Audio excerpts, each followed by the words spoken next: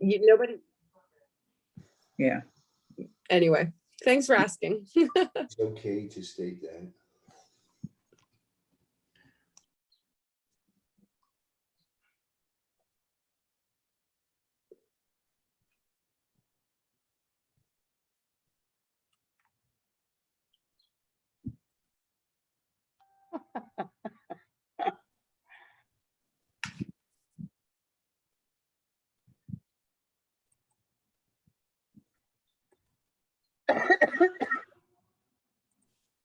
Oh, did you see Jeremy's statement? Jeremy, I don't think any of us run and hide from you.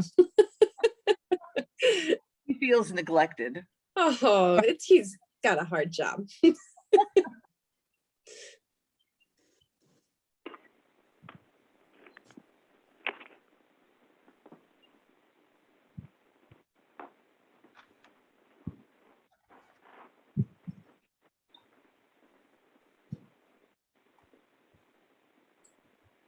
Charlie, the roads are looking very nice in District 1. Just want to throw the compliment out there. I've been hearing a lot of compliments. I hope you're hearing them as well. Such a smooth ride. All right, we've got Strat, we've got Alyssa, we got Marcia, me, we have Johanna here? Not yet. And Donna. Donna's still outside. Oh, she needs to get in here. We're not gonna wait too long. I texted her to let her know that. Thank you. I'm not picking on her, I'm just saying, I mean, we don't.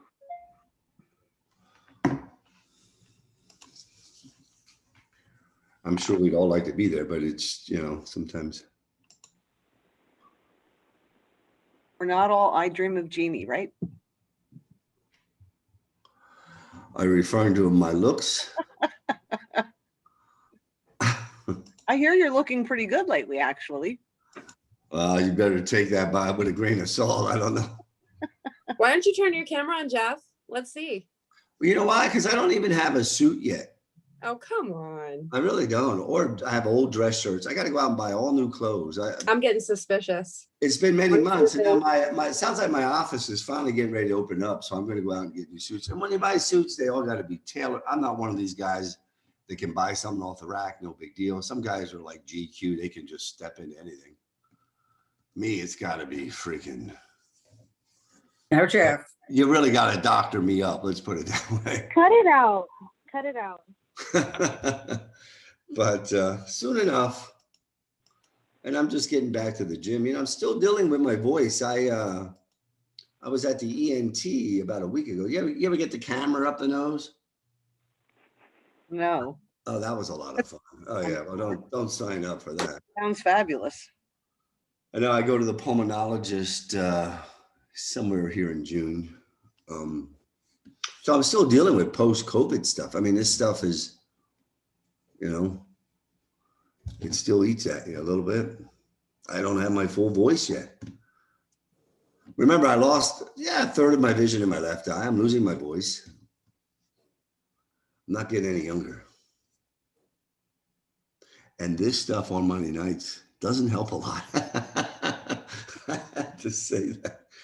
Oh, hey, Jeff, could I change the topic a little bit? Go ahead, please do. I'm Anything assuming, to get me from talking about me, please. no, the folks are on from the administration. I just wanted to commend the city for the beautiful job of having the city park and the Grove ready for Memorial Day services. And I've had a lot of different compliments from people, just how nice our parks are looking at this point. And I know the hard work that goes into it. So I just wanted to, say that publicly. Thank you kindly for that remark. It's greatly appreciated. Yeah. Closer. I guess I get to see, because of where I live, the Public Works gentlemen on a more frequent basis. And so I thank them personally. But as I drive through the district, I'm able to see the different parks and the level of maintenance that's required. We have so much land. It's just remarkable. So maybe to go around and take some pictures just to be able to show off how beautiful our parks are. Please do.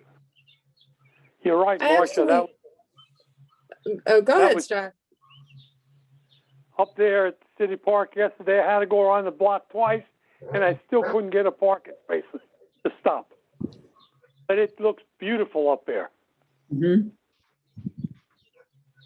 Yeah, I always try to, we frequent parks. And we like to take a tour of them in Reading. And I always try to do some kind of social media post or, and encourage the community to do the same. Some kind of campaign of, your favorite park, where you are, a Mhm. favorite tree or a mural or something like that.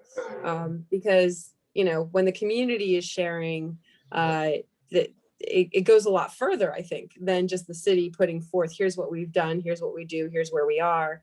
Right. I love to see feedback from the citizens and constituents on how they're using all these beautiful resources that we have in the city of Reading. Yeah, I can't wait till the spray parks are put in operation, or maybe they have been turned on already, but it's just a great time watching the children play. And just them getting joy out of something as simple as being on a swing or, walking on a little trampoline or whatever.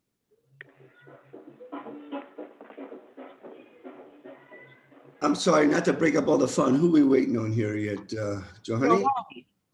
You talk about music? I had my door open in my living room. Did you hear that music going by out back? We did hear it, Strat, yes. And if you say something to them, they get upset.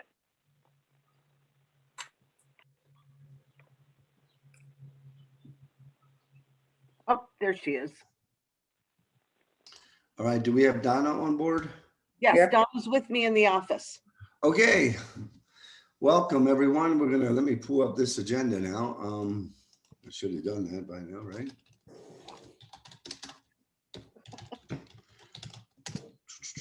Sorry about that. I mean, 3 seconds and I'll be there.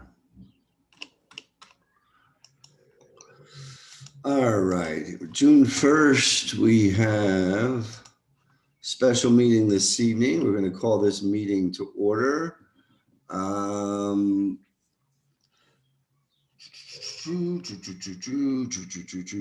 right, Linda, can we have a roll call, please? Ms. Cepeda Freitas, Here.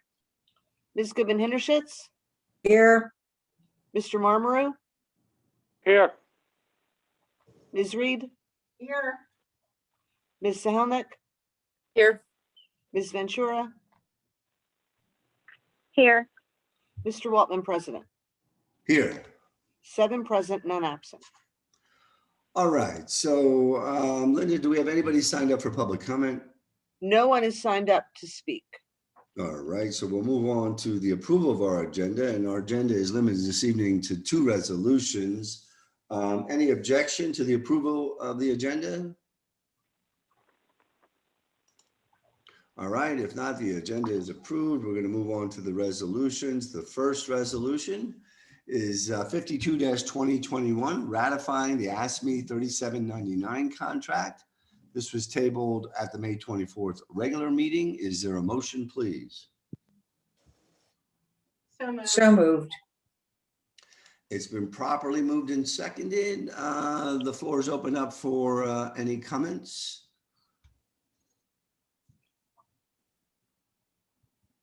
Okay, if there are no comments. I have my hand Jeff. raised. I didn't see your hand. Sorry, John, I didn't hear you or didn't. Oh, was that whose hand was it? Johanny. Go ahead, Johanny. Just for the record, when was the last time that ASME was able to get a raise?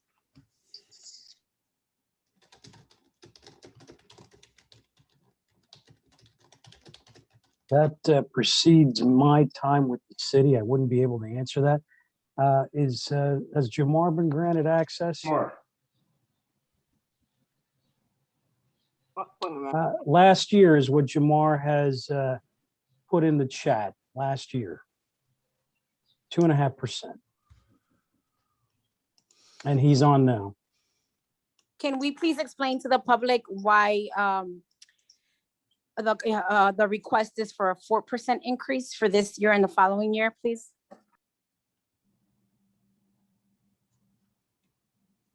I'll let Jamar handle that. Jamar?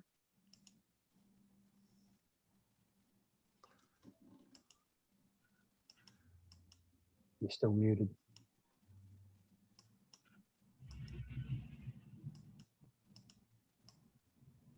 Jamar, can you unmute? There we are. Can you hear me now? Yes. Yes, sir. Sorry about that. Yes, in 2020, under the MOU that was negotiated, there was a 2% increase.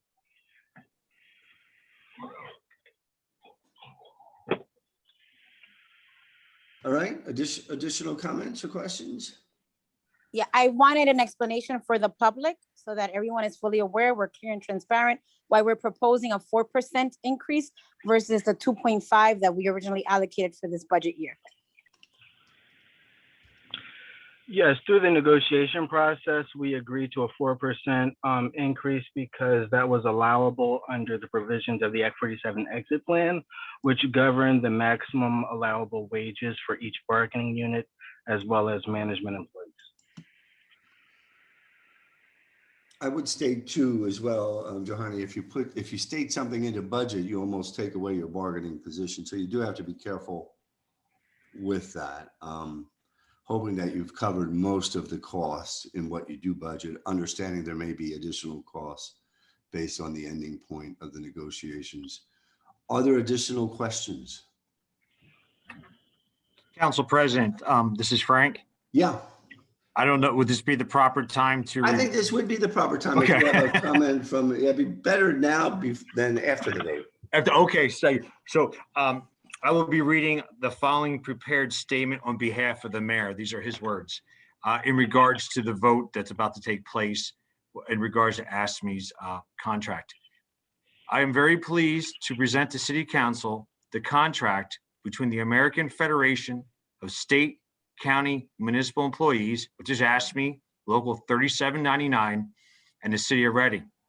This bargaining unit consists of city first level supervisors, which are the nexus between city policy and action and the link between management and employees. They ensure that decisions made by the department directors, managing director, and mayor are implemented through the information and services provided by employees to the public. The first level supervisors play an important leadership role in the organization by planning, directing, motivating, and monitoring the work of collective bargaining employees at operational level. I'd like to thank ASME Local 3799 President Lester Kissinger Jr. and members of my administration for their hard work and for coming to terms that are acceptable to both parties. And I ask this body for an affirmative vote. Okay, any additional comments before we have a vote on this specific resolution? Yes, I just want to make a comment if no one, I can't see anyone, so let me know if it's okay for me to speak again. Yeah, go ahead, Johanny. I just want to make it clear to everyone that I'm uncomfortable with the 4% increase, while I believe that both the members of ASME as well as the FOP, which we'll be discussing later, are very deserving of their increased wages. I'm just uncomfortable with the fact that we allocated 2.5%. And I'm not sure we're going to be able to afford this increase moving forward and make it affordable for years to come. So I'm always concerned with this potentially putting a burden on our taxpayers. So I just want to let you all know that I'm uncomfortable voting on this matter at this particular moment in time. Okay, any additional comments or questions? I do, Jeff. Yeah, go ahead, Donna. Donna. I understand, I think we all understand the fiscal constraints we're under, but I think it's important. Donna, you're going to have to speak up. I'm sorry. I said, I think we all understand the fiscal constraints we're under, but I think it's also important to understand how our diminished public works and other ASME personnel workforces have been doing so much more than they had in the past under extraordinarily difficult circumstances, particularly this last year. So while I understand the concerns, the fiscal concerns, I feel that this is certainly well-deserved for the hard work and the dedication our employees have shown. So I just want to make that clear that I'm supportive of this. And I understand, and everyone has a right to their opinion. Clearly, that's why we're here as a legislative, and deliberative body. But I'm very supportive of this contract, and I hope we can go forward. Thank you. Yeah, and I will just add, we are working within the framework of the Act 47 exit plan. We put in a wage increase this year more than we've ever done in more recent years, understanding there wasn't the midst of the negotiations. As the council president, I wouldn't put us in an uncanny situation as it relates to our 3 to 5 year projections. I believe we're going to be able to absorb them. And unfortunately, right now, we're in a very aggressive wage increase going on across the country in different industries. So it's going to put a lot of pressure on the city to retain employees, and it's putting pressure on everyone else. But I just want to assure the public we will be able to afford it. And again, some of these employees have been suppressed for the last 8 to 10 years from a wage standpoint. Not completely suppressed. I don't want to make them sound like victims, but not given kind of the normal course they would have outside of Act 47, which has helped us. It's helped the taxpayers, and we've all had to sacrifice through this process. So it's kind of a fair proposition at this time. Additional comments, Marcia?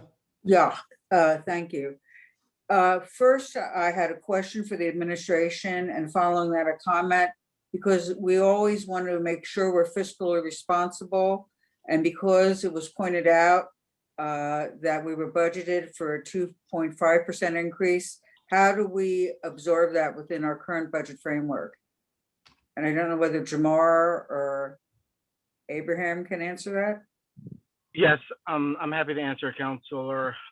So the difference or variance, rather, if you will, between what was budgeted and what's approved through the contract will be covered through savings achieved through positions that are not currently filled, remaining vacant, and or if so desired by council, we could do a fund balance transfer to cover the total cost. Okay, thank you. And then my comment goes back to the history of Act 47 and the fact that most of our employees needed to be able to live with no pay increases or minimal pay increases throughout our existence of Act 47.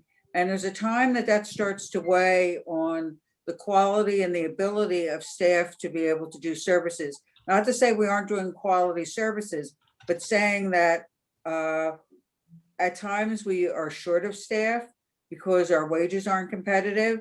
And then when the public comes to us and says, why isn't this taken care of, or why isn't that?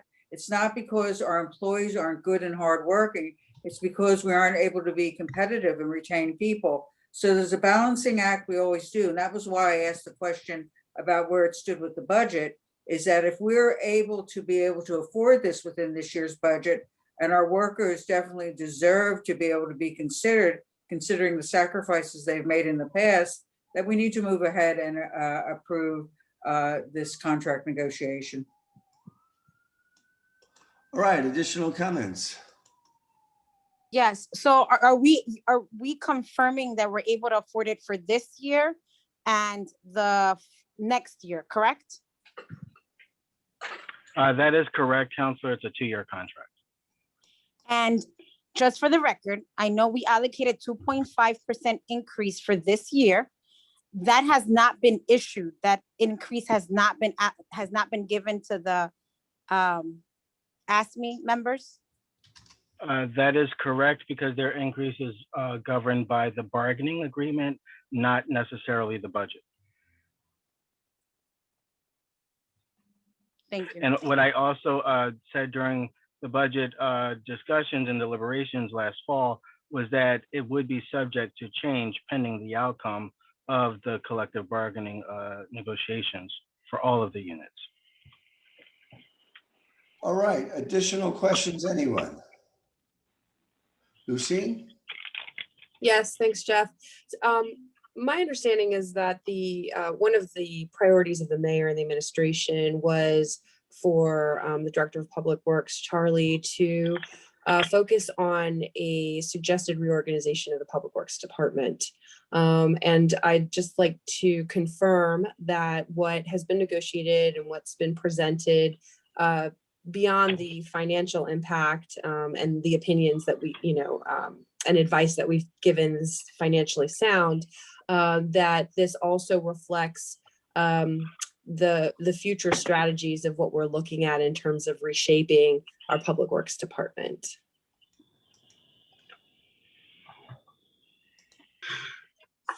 Any follow-up on that? Yeah, it certainly does. When we looked at the restructuring,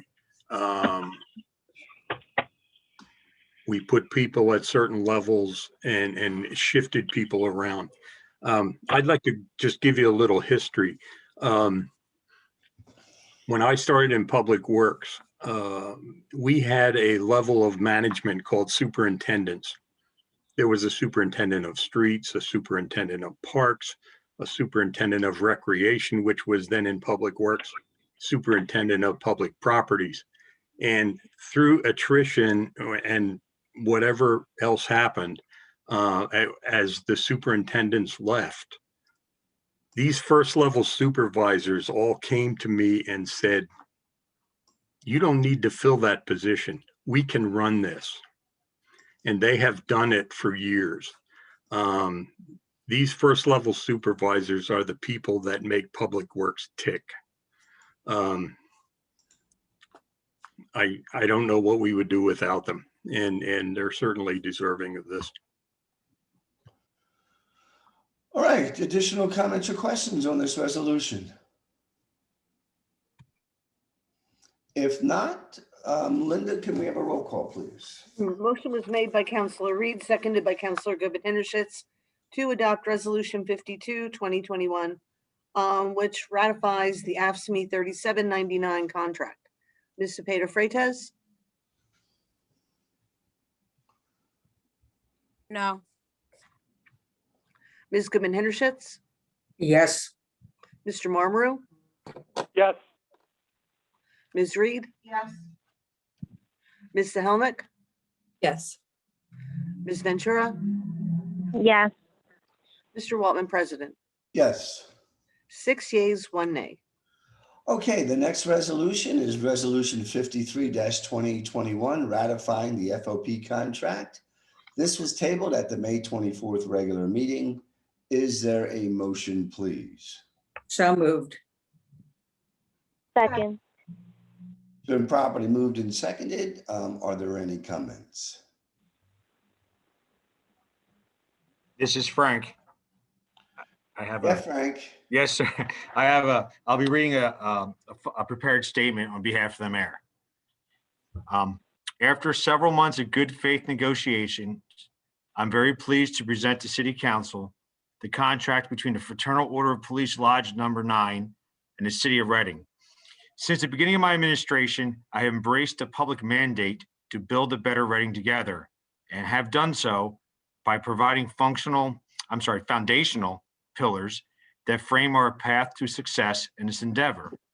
The first pillar of safe streets and safe neighborhoods will be realized through investments to our fine men and women in blue, the Reading Police Department. You have heard me mention by now how we are each other's neighbors. Well, being a good neighbor also means supporting the officers that make up our police department. Our police serve the community and help to make sure that we can build and maintain those safe streets and safe neighborhoods. Our police officers have done a terrific job responding to our residents' requests and deserve our continued support. I'd like to thank the Fraternal Order of Police Local Number 9, President Charles Menges, and the members of my administration for their hard work and for coming to terms that are acceptable to both parties, and ask for this body for an affirmative vote. Okay, Frank, thank you. Are there any additional comments? I Yes. think many of the previous comments that were expressed apply here for everyone, but go ahead if there's additional comments. I have additional comments, Jeff. Go ahead. John. Again, for the record, I want everyone to know that I'm uncomfortable making these decisions. I'm very conflicted because of just budget allocations. Also, more importantly, community demands, community needs.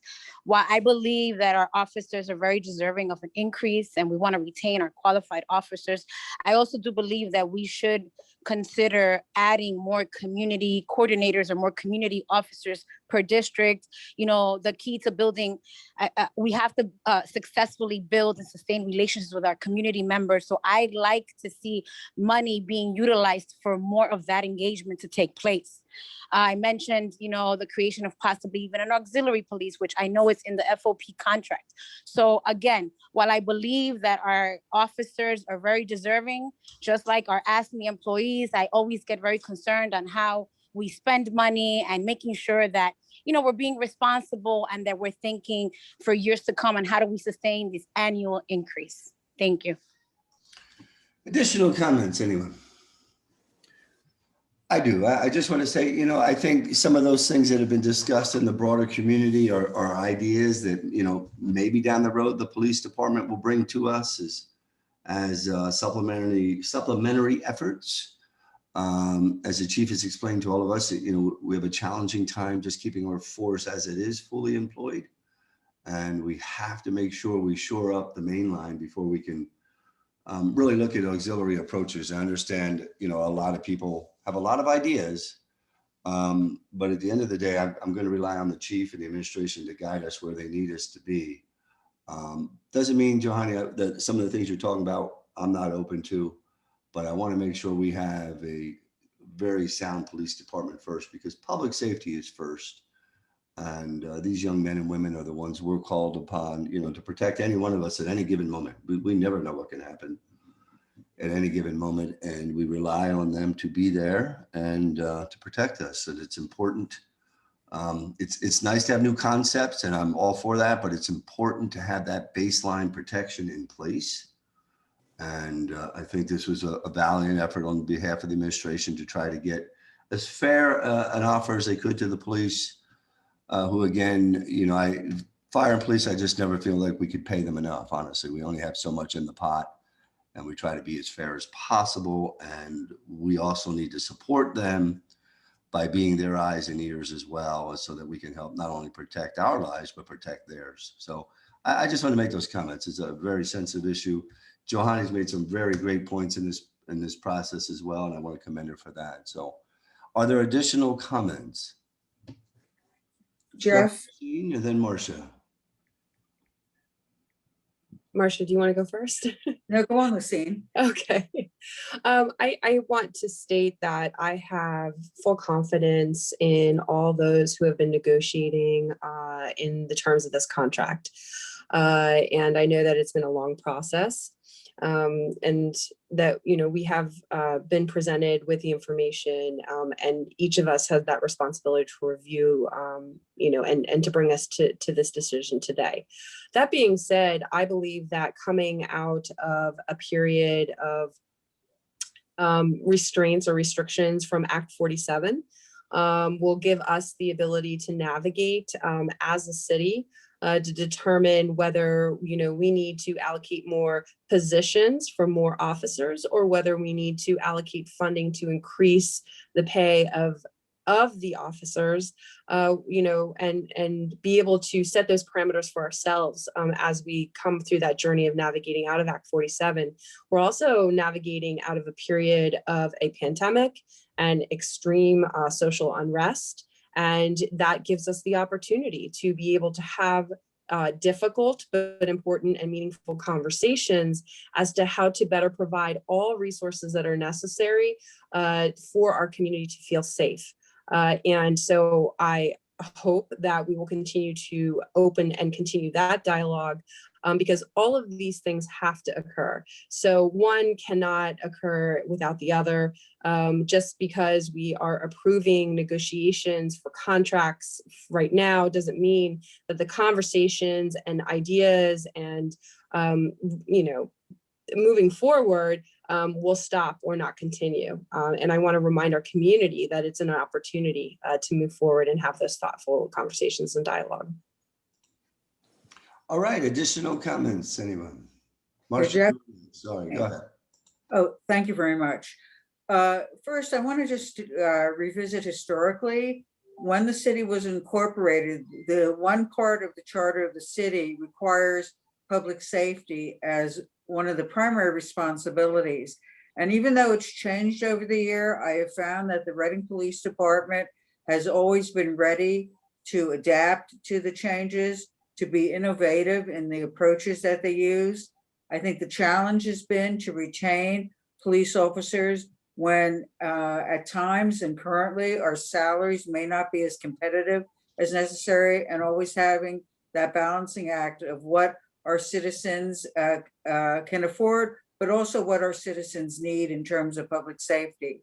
I believe we can always continue to look forward to new and innovative approaches, but my one observation with the police department is, even though we may not have designated in each district a community police officer, I have seen them utilize the community policing strategies when they need to, using those first before they might move on to, when needed, to be able to be more authoritarian. So there always are rooms for changes, for looking at other innovative strategies, but I really believe that this bargaining agreement, because of the way it was negotiated in good faith between the city administration and the FOP, sets that strong groundwork for trust that we're going to need as we move ahead. Certainly, we're going to have challenges, but I need to say that the professionalism that I see with the Reading Police Department is extraordinary, considering the challenges they face. And I think it's important for our citizens to be able to open up and learn to trust the police department and to have the dialogues with them that are necessary. Any opportunities that council can do, working with the administration to make that happen, I think we should continue to do that, because the more we look at each other as all trying to reach the same goal, the stronger we're going to be as a city. Thank you. All right, additional comments? Okay, if not, at this time, Linda, can we have a roll call, please? Motion was made by Counselor Goodman Henschitz, seconded by Counselor Reed, to adopt Resolution 53, 2021, which ratifies the FOP contract. Ms. Goodman Henschitz, Yes. Mr. Marmaru, Yes. Ms. Reed, Yes. Ms. Zelnick, Yes. Ms. Ventura, Yeah. Ms. Cepeda Freitas, No. Mr. Waltman, President. Yes. 6 yeas, 1 nay. All right, council, that is the end of our agenda, unless there's anything critical that somebody needs to discuss at this point. I will ask for a motion to adjourn. You got it. All right, we're adjourned. Have a great, Hold on, Donna asked to say something. well, Don, you're gonna have to speak up, way up. Come up. Okay, you can hear me now, right? I got Barely, but go ahead. telephone commercial. I just want to ask, I know you had sent an email out earlier. The time is of the essence. I would ask as soon as possible, a meeting with the administration and the Reading Phillies organization regarding the future of the ballpark and of the team remaining in Reading. So I would hope that could be accomplished sometime this week. My understanding from our state legislative delegations, time is short, and we'll have to work together to come up with a solution to this situation. So again, I urge this to happen as soon as possible. Thank you. Well, I will update you briefly. I had a brief conversation with the mayor. They've been well on top of this. They're going to keep us apprised on information that came out, probably shouldn't have come out, and I don't know how accurate it was, but I'll turn it over to Abe and the mayor to give us an email as to when they'll be available to set that up. Certainly, we are in the process of doing that, Council President. We'll make sure that happens. All right. Are there any other comments or questions at this time? Jeff, if you're going to go along with that, I think it's important that the members of the Stadium Commission be at that meeting. Well, we're way ahead of the game here, guys. Let's let Abe and the mayor get back to us on next steps, and I'm sure we'll hear from them by the end of the week, if possible. And then we'll decide strat if that's necessary, okay? All right, are there any other comments? All right, we have a motion to adjourn. You got it. So moved. Everyone have a great evening, all right? Have a Thank you, good night, sir. everyone. Thank you, everybody. Good night. Thank you.